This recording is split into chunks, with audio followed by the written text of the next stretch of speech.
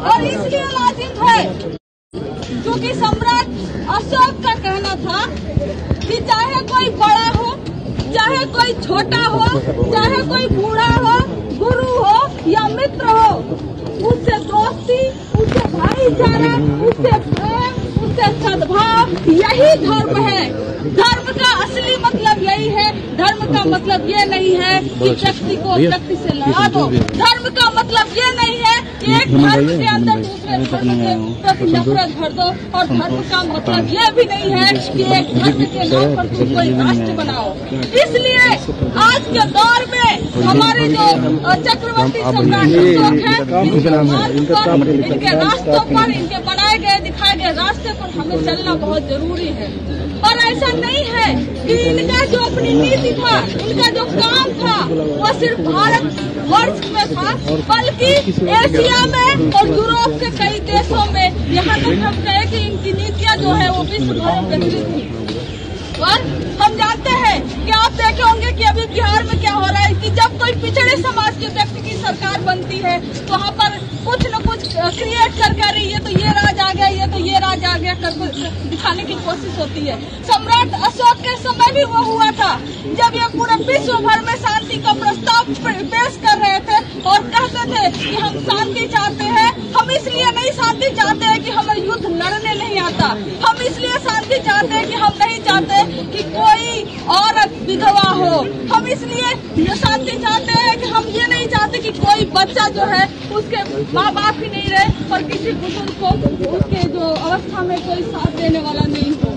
और उस समय भी कुछ उपद्रवी भी हुआ करते थे जो उनके राज्य में, साम्राज्य में उपद्रव मचाते थे, अशांति फैलाने की कोशिश करते थे। तो वो उस समय में जो सम्राट अशोक थे वो कहते थे कि देखो हम शांति चाहते हैं और हम विश्व भर में उसका मार्ग बना रहे हैं, हम बुद्धिज्म को फैला रहे हैं, हम अस्त्र शस्त्र चलाना भूले नहीं हैं। तो इस तरह से वो अपने पूरे साम्राज्य को चलाते थे। आज हम देखते हैं कि कई सारे ऐसे जो वीर पैदा हो गए हैं जो असली में है माफी वीर, उनको कभी सूर्य वीर, कभी चक्रवीर, कभी क्या वीर करके बना दिया जाता है।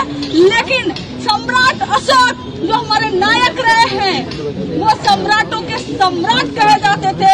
इसलिए नहीं, वो अपने ताकत पर, अपने बल पर, उनकी जो बुद्धि थी, उनकी जो नीतियाँ थी, उनके जो काम करने के तरीके थे और किसी भी जहाँ भी उन्होंने युद्ध किया है वो कहीं पर भी हारे नहीं थे और उस वजह से उनको सम्राटों का सम्राट कहा जाता था।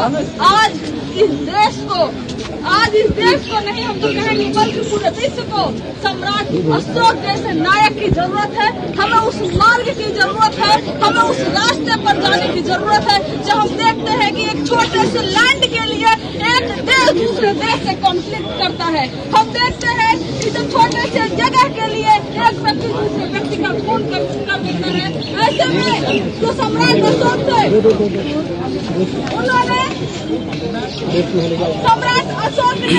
उन्होंने एक शांति प्रचारित करने का संगठन बनाया था और उसी संगठन उसी के तर्ज पर दुनिया भर में तमाम तरह के जो शांति पीस ऑर्गेनाइजेशन बने हैं, एनजीओ बने हैं, इवन यूनाइटेड नेशन का जो एनजीओ है शांति के लिए स्थापित करने के लिए, वो सम्राट अशोक की ही नीतियों पर बना है।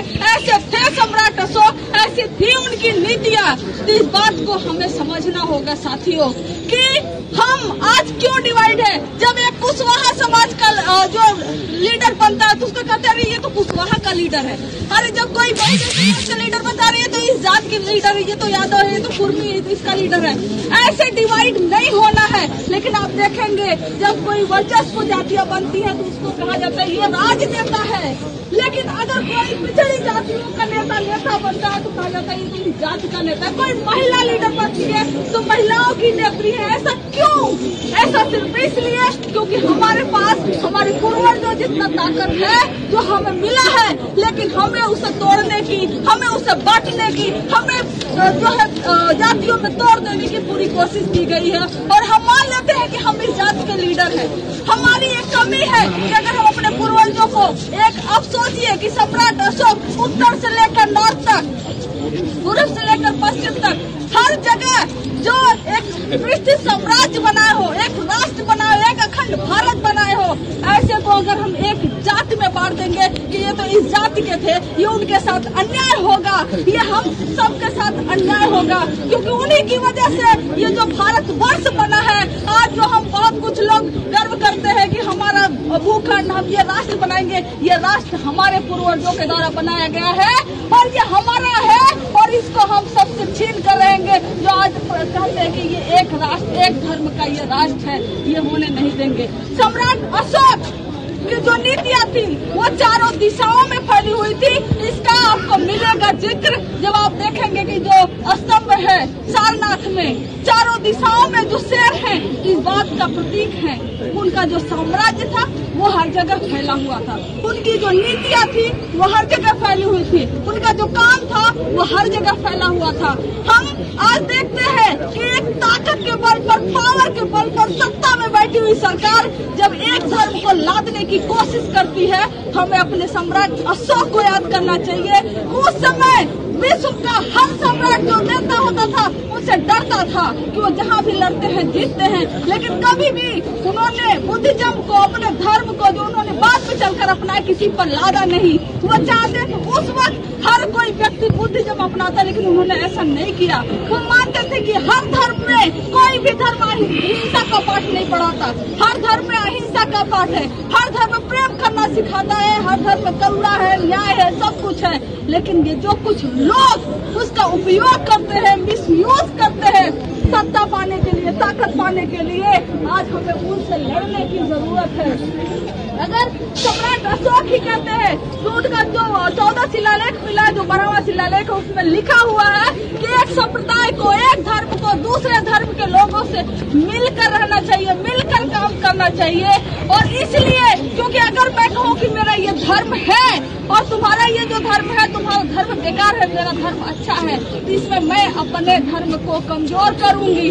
और आज के समय में ये लागू होता है जहाँ पर एक सत्ता में बैठी हुई पॉलिटिकल पार्टी जब अपने ही धर्म को लागू करने का, अपने ही विचार को सब पर थोपने की कोशिश करती है, तो हमें इस बात को समझना चाहिए कि हमारे सम्राट अशोक जैसे नेता, हमारे सम्राट अशोक जैसे हमारे लीडर जो पैदा हुए हैं, हम उनके रास्ते चलने वाले हैं। इसलिए आप सबसे आग्रह है कि सम्राट अशोक जो हमारे पूर्वज रहे, उनके रास्ते पर चलिए, अपनाइए और एक दूसरे से भाईचारा बनाकर रखिए। यही पर मैं अपनी बात खत्म करूँ।